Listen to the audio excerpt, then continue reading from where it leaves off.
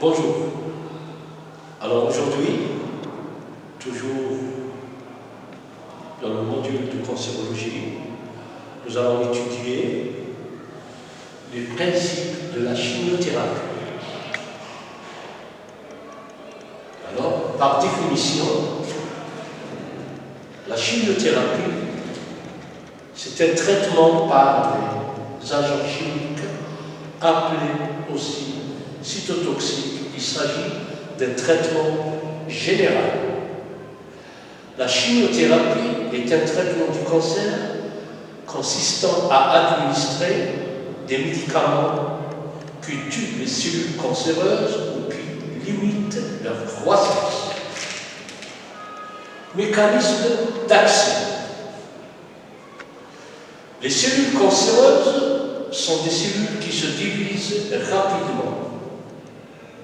Les médicaments de la chimiothérapie détériorent le matériel génétique des cellules qui se divisent rapidement, ce qui entrave la division cellulaire et donc la croissance de la tumeur. Malheureusement, des cellules saines qui se divisent rapidement sont aussi endommagées. Ceci explique les effets secondaires fréquents de la chimiothérapie.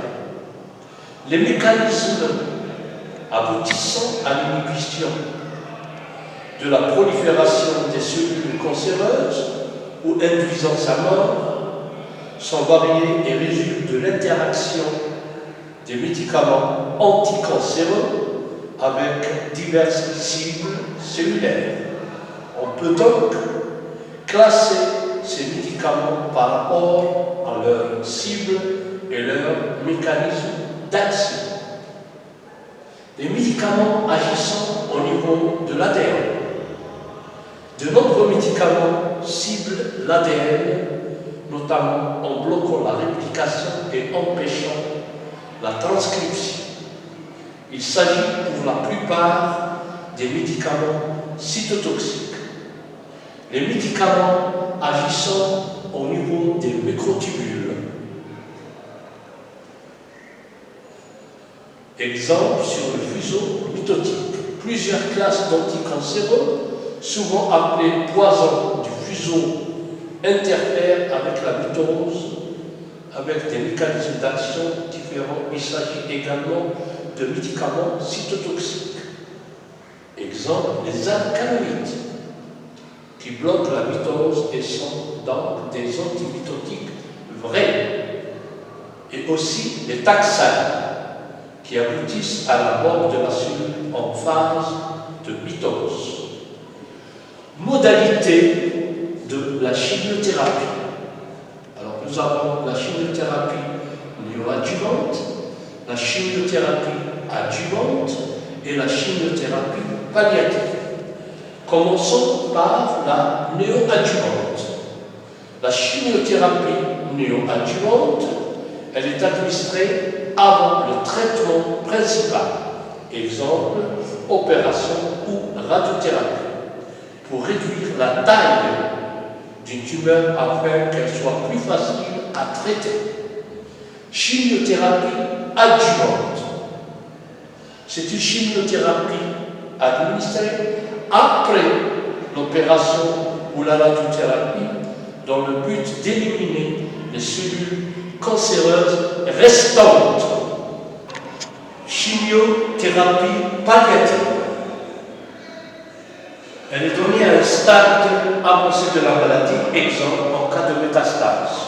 Son but est d'améliorer la qualité de vie du malade et elle prolonge peut-être sa vie.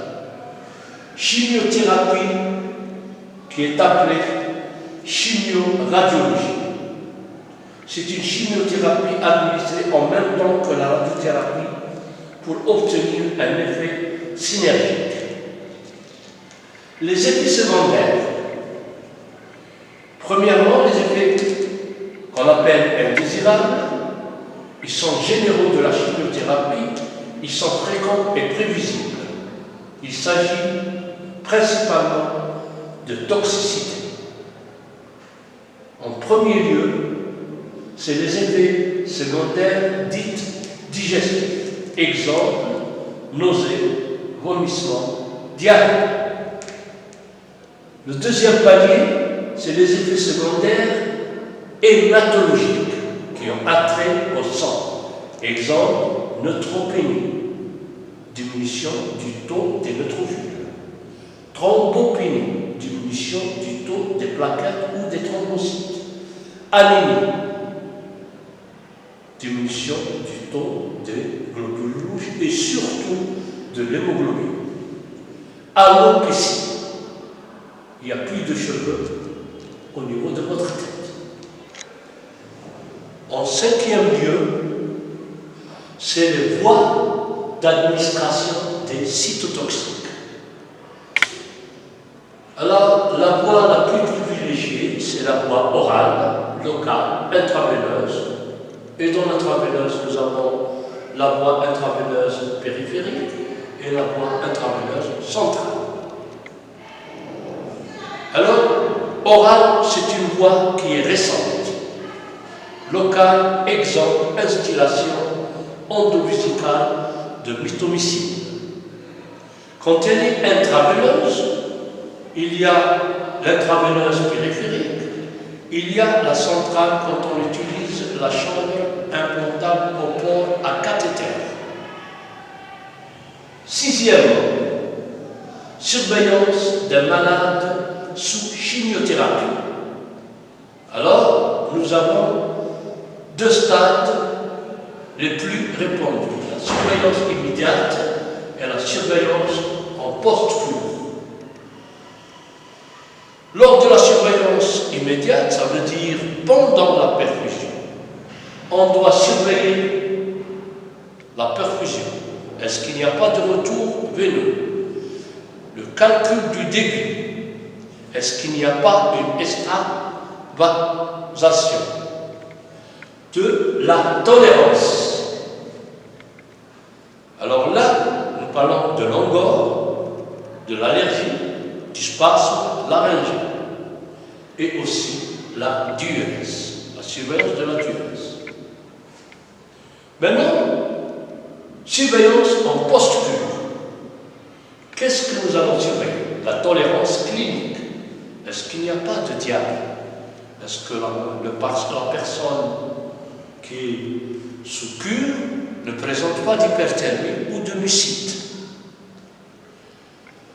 En septième lieu, les règles d'administration, qu'on appelle souvent la règle des 5 B. Et vous voyez qu'il est écrit bon, bon, bonne, boire, bon. Alors nous commençons. Par le premier lieu, c'est le bon patient. Alors là, il faut que vous sachiez que c'est vraiment ce malade. Donc vous devez vérifier l'identité du patient. Le médicament. Il faut s'assurer que la nature du produit est conforme à la prescription. La bonne dose, c'est une bonne concentration. Toujours, on doit vérifier la bonne concentration du médicament. Sa bonne dilution et respecter la durée de la perfusion. En quatrième lieu, est-ce que vous êtes dans la bonne voie de la perfusion? Et aussi, est-ce que vous êtes au bon moment? D'où il est dit la règle des 5 B.